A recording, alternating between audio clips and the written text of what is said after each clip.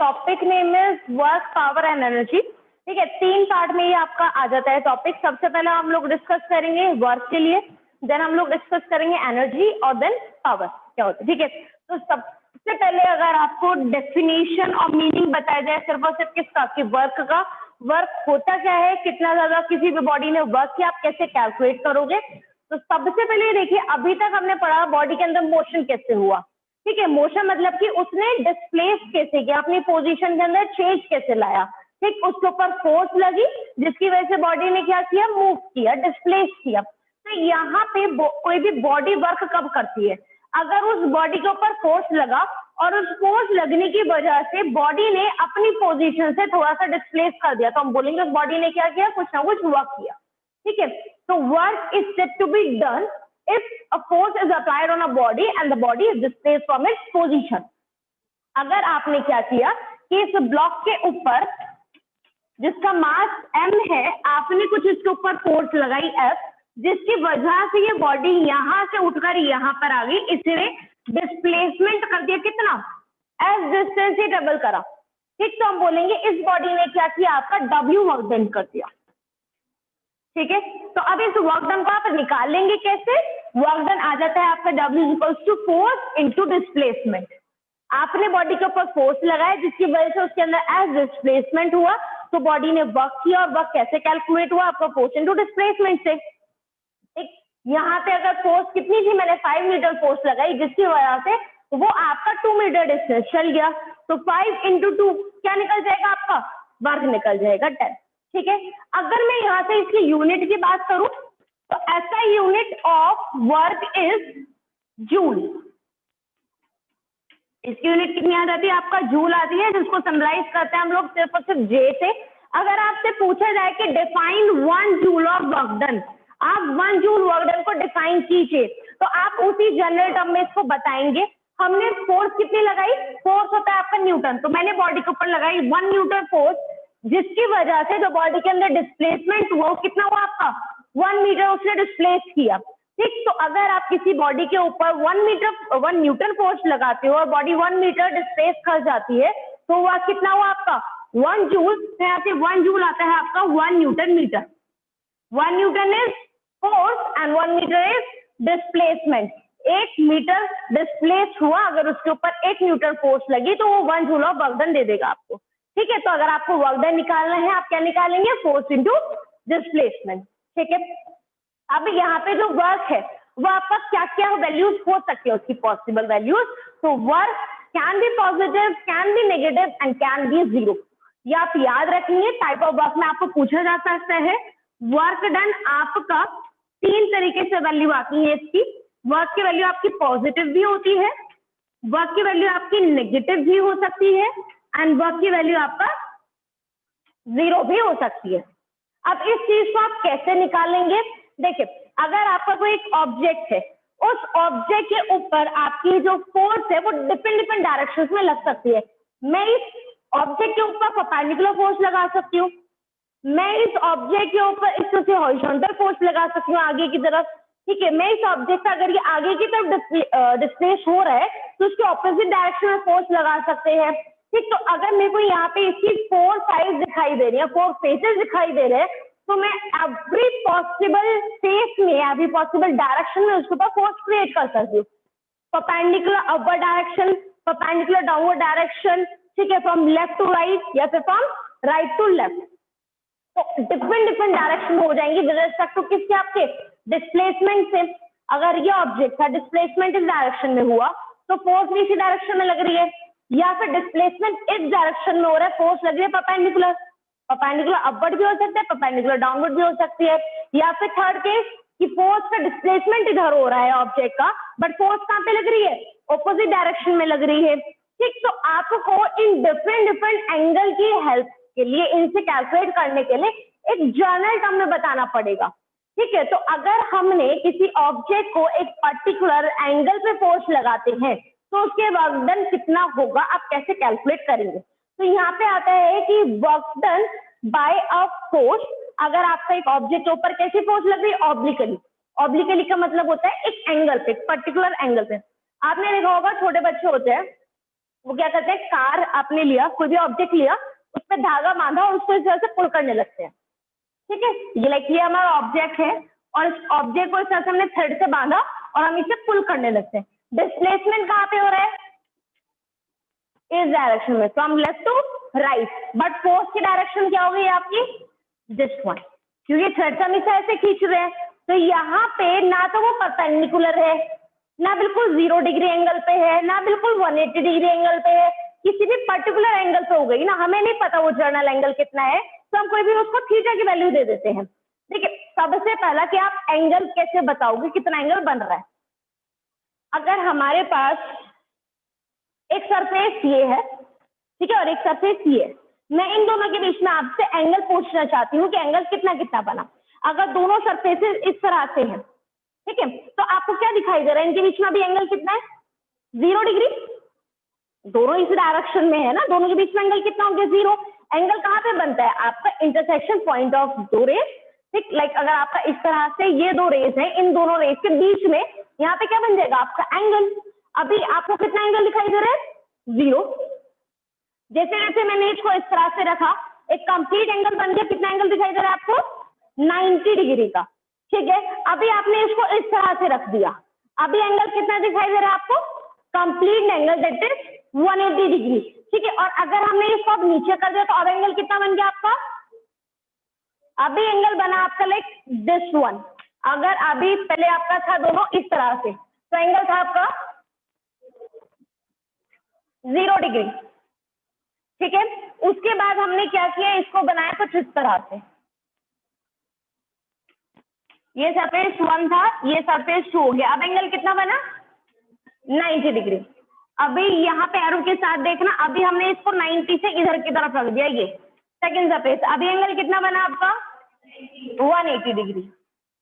अभी हमने और क्या किया, इसको 1 एज इट इज है, 2 को हम और नीचे के लिए तरफ लेके आ गए यहाँ पे, तो एंगल बन रहा है अभी ये, अब कितना हो गया, 180 था, 90 और कर दिया, कितना एंगल बन गया आपका, 270।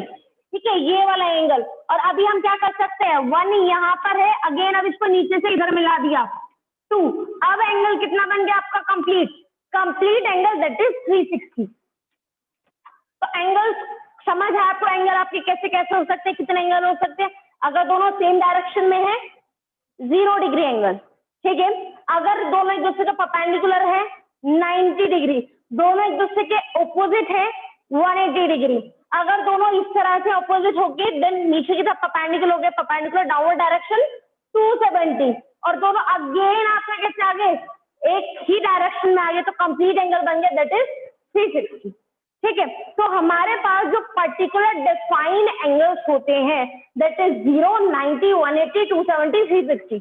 बट अगर किसी भी जर्नल एंगल पे हो जाए इस तरह से, ये 1 है, ये 2 है, आप बता सकते हो ये एंगल कितना है, आपको प्रोटेक्टर के हेल्प से कैलकुलेट करना पड़ेगा कि एंगल कितना आया, तो हम उसको जर्नल एंगल बोल सकते हैं। मैंने कितना बोला उसको, थीटा डिग्री। ठीक है, तो यहाँ पे जो अभी आपका ऑब्जेक्ट था उसके ऊपर कितनी फोर्स लग रही थी, थीटा फोर्स लग रही, थीटा एंगल पे। ठीक, ये ऑब्जेक्ट था और उस पे फोर्स हम इस तरह से लगा रहे थे, इधर क्या हो रहा था, डिस्प्लेसमेंट, हमने बोला एंगल कितना बन रहा है, थीटा। तो अभी मैं कैलकुलेट करना है कि इस केस में वर्क डन कितना होगा। ठीक, अब यहाँ से आप ये देखिए, हमारा अगर कोई भी एक वेक्टर है, ठीक, force the vector quantity, vector होते हैं जिसके अंदर डायरेक्शन भी होती है एंड मैग्नीट्यूड भी होती है। तो आप इस वेक्टर को रिजॉल्व कर सकते हो दो कंपोनेंट में। रिजॉल्व करने का मतलब होता है उसको ब्रेक करना, उसको तोड़ना। ठीक है, उसको दो कंपोनेंट में तोड़ सकते हो। एक कंपोनेंट होता है जो कि एंगल पे है, तो या तो हमें बिल्कुल हॉरिजॉन्टल आइटम पता होती है 0 डिग्री वाली, या फिर हमें परपेंडिकुलर आइटम होती है 90 डिग्री वाली, ये पता होता है। तो इसके हम क्या करेंगे, इस फोर्स के दो कंपोनेंट दे सकते हैं। जब भी कोई चीज इस तरह से एंगल पे होती है तो हम उसके दो कंपोनेंट रिजॉल्व करते हैं। एक होता है आपका हॉरिजॉन्टल कंपोनेंट, ठीक है, हॉरिजॉन्टल लाइन पे जो आ गया वो होता है इसका हॉरिजॉन्टल कंपोनेंट, और जो परपेंडिकुलर होता है उसको क्या बोलते हैं हम लोग, वर्टिकल कंपोनेंट बोलते हैं। ये याद रखिएगा, ठीक है। कोई भी अगर वेक्टर है जो कि एक एंगल पे है, आप उसको रिजॉल्व कर सकते हो उसके दो कंपोनेंट में। First is horizontal component and second is vertical component. Angle कहाँ पे बन रहा था आपका, इधर बन रहा था, तो इस फोर्स का अगर हॉरिजॉन्टल कंपोनेंट पूछा जाएगा तो आप उस टर्म को लिखते हैं एफ कॉस थीटा। आप लोगों के लिए ये टर्म नहीं होगी कि ये कॉस, ये जो है कॉस ये क्या है, तो ये मैथ्स में हम लोग यूज करते हैं, ट्रिग्नोमेट्री के अंदर आते हैं कोसाइन, साइन, टेंजेंट, ठीक है, जहां पे आप कॉस की वैल्यू पढ़ते हो, साइन की वैल्यू पढ़ते हो, टैन की वैल्यू पढ़ते हो।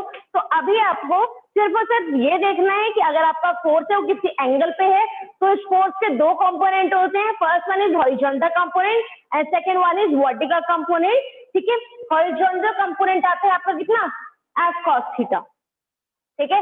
बाकी अभी आपको और कुछ डिटेल में पढ़ने की जरूरत नहीं है, सिर्फ आपको इतना पता होना चाहिए कि फोर्स का अगर आपको पूछा जाए हॉरिजॉन्टल कंपोनेंट कितना होगा तो क्या बोलेंगे आप उसको, एफ कॉस थीटा, ठीक है।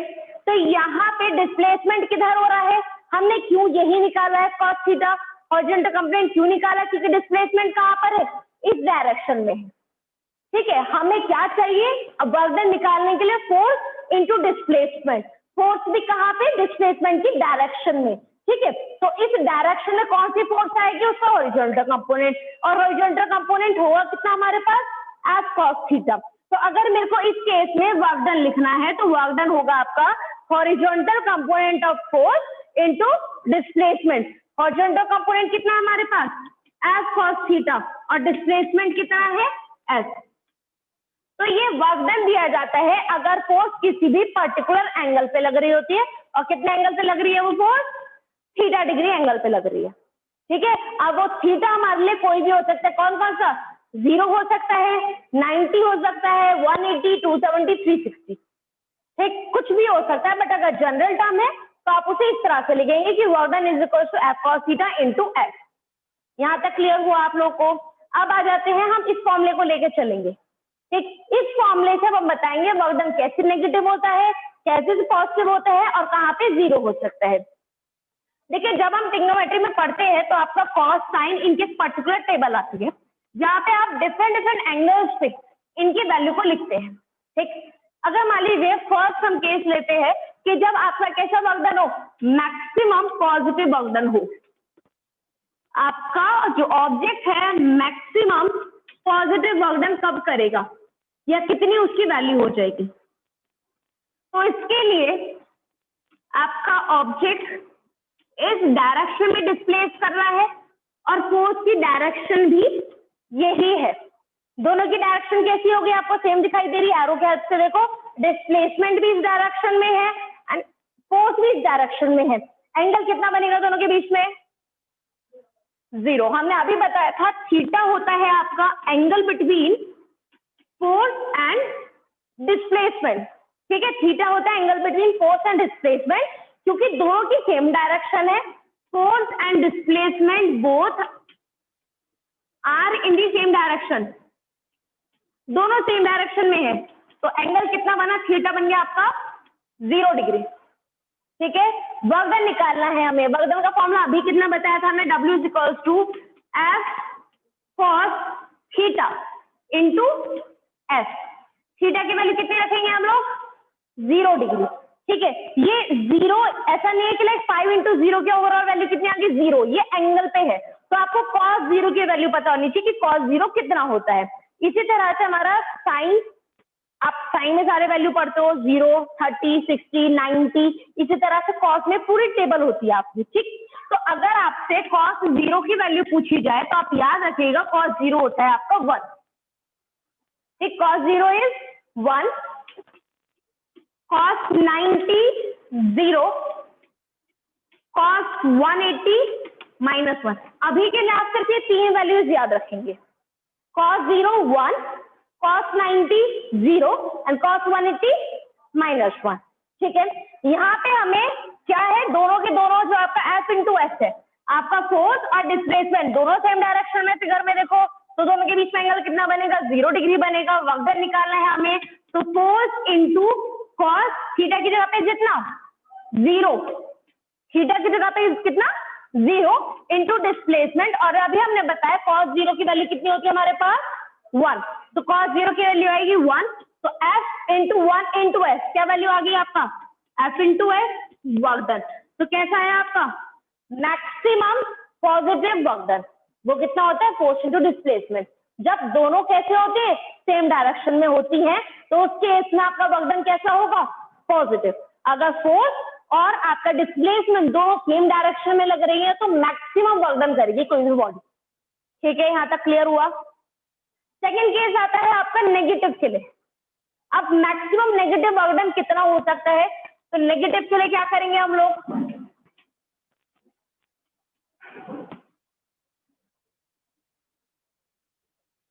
पॉजिटिव के जस्ट ऑपोजिट आ जाओ। यहाँ पे ये वक्त बॉडी थी, बॉडी पे फोर्स लगी और इधर डिस्प्लेसमेंट हुआ, बट फोर्स लगी इस बार आपको ऑपोजिट डायरेक्शन में। ठीक है, फोर्स कहाँ पे लग रही है इस बार, ऑपोजिट डायरेक्शन में। डिस्प्लेसमेंट इधर हो रहा है लेफ्ट टू राइट, बट आपका फोर्स कहाँ पे लग रही है, राइट टू लेफ्ट। ठीक है, दोनों के एंगल्स कैसे, कितना एंगल बन रहा है दोनों के बीच में, 1, और यहाँ पे ये 2, एंगल कितना बना आपका, 180 डिग्री। ठीक है, तो यहाँ पे आप ये बोल सकते हो कि F and S both are anti parallel. Term लिख सकती हूँ मैं यहाँ पे, पैरेलल लाइन के बीच में एंगल कितना होता है, पैरेलल लाइंस के बीच में एंगल 0, क्योंकि पैरेलल होती है जो कि सेम डायरेक्शन में होती है इस तरह से। ठीक है, और एंटी पैरेलल जो कि ऑपोजिट होगी इस तरह से बोल सकते हैं। तो दोनों के बीच में एंगल कितना था, 180 डिग्री। तो मैं यहाँ पे कैसे लिख सकती हूँ दोनों को, कि बोथ आर एंटी पैरेलल। अगर एक इस डायरेक्शन में है डिस्प्लेसमेंट तो प्रोसेस के ऑपोजिट डायरेक्शन में होगी, या फिर आप बोल सकते हो both are in opposite direction. Opposite direction है तो थीटा कितना बना हमारे पास, 180 डिग्री। वर्क डन निकालना है हमें, वर्क डन कितना जाएगा, W is equals to F cos theta into S। Theta की वैल्यू कितनी है हमारे पास, 180 डिग्री, तो F cos 180 इंटू S, और cos 180 की वैल्यू कितनी, -1, तो यहाँ पे वैल्यू कितना आएगा, -F into S, that is work done. तो आपको दिखाई दे रहा है नेगेटिव साइन आ गया। तो कैसा वर्क डन है ये, नेगेटिव वर्क डन है। अगर आपसे पूछा जाए कोई भी body maximum negative work done कब करेगी, तो कब करेगी, अगर फोर्स और डिस्प्लेसमेंट दोनों की डायरेक्शन कैसी हो, ऑपोजिट। ठीक है, क्योंकि वहां पे आप क्या कर रहे हो, उसको अपोज कर रहे हो, तो वर्क डन वो कहीं ना कहीं कम करेगा, वो नेगेटिव वर्क डन में चला जाएगा। आप जाना चाह रहे हो आगे की तरफ, डिस्प्लेस आप आगे कर रहे हो, बट आप पीछे से ही फोर्स लगा रहे हो उस बॉडी पे। ठीक है, तो वर्क डन कैसा हो जाएगा, जितना वो करना चाहता था उससे वो कम रिजल्ट देगा, कम वर्क करेगा, तो वर्क डन आपका नेगेटिव में हो जाएगा। ठीक, तो जब दोनों कैसे हो, एक दूसरे के ऑपोजिट डायरेक्शन में। पॉजिटिव नेगेटिव क्लियर हुआ। अभी थर्ड आता है आपका जीरो वर्क डन।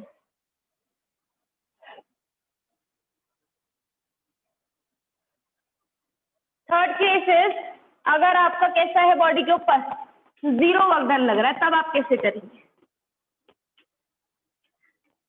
ये ब्लॉक है हमारे पास, डिस्प्लेसमेंट इस डायरेक्शन में होता है, बट फोर्स लग रही है आपका ऊपर, परपेंडिकुलर लग रही है। ठीक है, अपवर्ड डायरेक्शन में लगाओ या डाउनवर्ड डायरेक्शन में लगाओ, बात एक ही है। हमने क्या लगा, परपेंडिकुलर लगाया। अब यहाँ पे फोर्स और डिस्प्लेसमेंट आपको कैसे दिखाई दे रहे हैं एक दूसरे के, परपेंडिकुलर। तो when F and S both are perpendicular to each other, perpendicular है तो इस केस में एंगल कितना बन रहा होगा आपका, थीटा कितना, 90 डिग्री। ठीक है, क्योंकि इस डायरेक्शन में बन रहे हैं, यहाँ पे S है, यहाँ पे S, दोनों में एंगल कितना बना आपका, 90 डिग्री। वर्क डन निकाल लेंगे, W इज इक्वल टू कितना, F cos theta into S। Theta कितना, 90, तो F cos 90 इंटू S, और cos 90 की वैल्यू कितनी हमारे पास, 0, तो F into 0 into S, overall value कितनी, 0। ये क्या आ गया आपका, जीरो वर्क डन। ठीक है, तो जीरो वर्क डन किसी भी बॉडी का कब होगा, अगर फोर्स और डिस्प्लेसमेंट आपस में 0 हो। या फिर आप क्या बोलो, आपने क्या लिया, एक बहुत भारी सामान लिया अपने सर पे रखा, ठीक है, और आपको बोला कि आप डिस्प्लेस करना स्टार्ट करो, और आप डिस्प्लेस क्या कर रहे हो कि आप एक क्लोज फिगर में लगातार ऐसे रिवॉल्व करो।